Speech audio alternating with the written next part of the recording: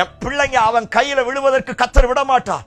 என் கையின் பிரயாசங்கள், என்னுடைய ஆவிக்குரிய வாழ்க்கை அவன் கையில விழுவதற்கு கர்த்தர் ஒரு நாளும் விட மாட்டார். காரணம், அவர் என்னை அவருடைய உள்ளங்கையில வரைஞ்சு வச்சிருக்கிறார். Praise God. இதுதான் ஒரு பெரிய நம்பிக்கை. ஏன் ஆண்டவர் என்னை அவன் கையில விட மாட்டார் அப்படின்னா, ஸ்தோத்திரம், அவர் என்னை அவருடைய உள்ளங்கையில் வரைந்து வைத்திருக்கிறார். ஏசாயால வாசிக்கிறோம், உள்ளங்கையில் பொறித்து வைத்திருக்கிறார்.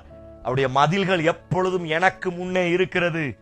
ஏதோ ஒரு பெண் எடுத்து எழுதல, ஒரு போட்டோ எடுத்து ஒட்டல, அவருடைய சொந்த ரத்தத்தினால என்னுடைய படத்தை, என்னுடைய பேரை அவர் வரைஞ்சு வச்சிருக்கிறார். Praise God. நீங்கள் அவருடைய உள்ளங்கையில் வரையப்பட்டு இருக்கிறீர்கள்.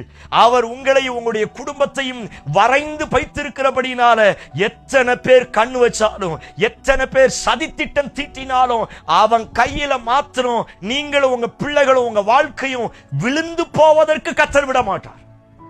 எத்தனை பேர் ஆமென் சொல்றீங்க? மறுபடியும் சொல்லுங்க. நான் விழுந்து போவது கிடையாது. அவன் கையில கர்த்தர் நான் ஒப்பு கொடுக்க மாட்டார். அவன் கையில நான் விழுந்து போக மாட்டேன். அவனுக்கு முன்னாடி, சத்துருக்களுக்கு முன்னாடி உனக்கு ஒரு பந்தி ஆயத்தப்படுத்தி உன் தலையை எண்ணெயினால் அபிஷேகம் பண்ணுவேன். இந்த நாளை, இந்த வார்த்தையை சொல்லுங்க. நான் விழுந்து போக மாட்டேன். அவன் கையில கர்த்தர் விழுவதற்கு என்னை ஒப்பு கொடுக்க மாட்டார். நம்பிக்கையோடு துவங்குங்கள். கர்த்தர் ஆசீர்வதி.